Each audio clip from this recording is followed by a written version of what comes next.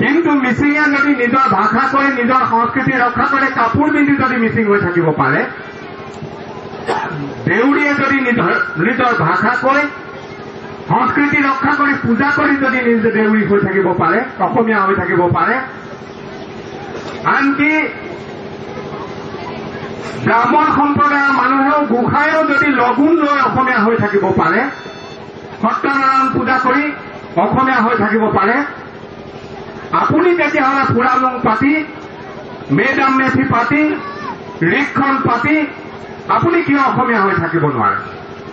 আৰু সেইখিনি কৰিবলৈ যাওঁতে যদি আপোনাক কোনোবাই সংকীৰ্ণ বুলি কয়, সাম্প্ৰদায়িক বুলি কয়, তেতিয়াহ'লে আপুনি সাম্প্ৰদায়িক হয় নে নহয় সেইটো ভাবি চোৱাৰ সাহস আপোনাৰ আছে নে নাই, বা কিয় আপোনাৰ হোৱা নাই?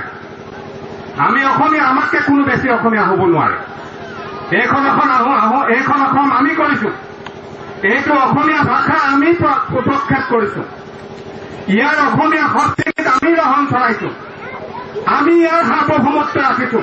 কিন্তু আজি যিটো কাৰণে সাৰ্বভৌমত্ব ৰক্ষা কৰি যিখন স্বাধীন অসমত মহাপুৰুষ শংকৰদেৱ আৰু মাধৱদেৱে অসমীয়া জাতি কৃষ্টি সংস্কৃতিক জগত সভালৈ নিলে বুলি কৈছে, সেই সাৰ্বভৌমত্ব কিন্তু আপুনি আমাৰ পূৰ্বপুৰুষে ৰাখিছিল।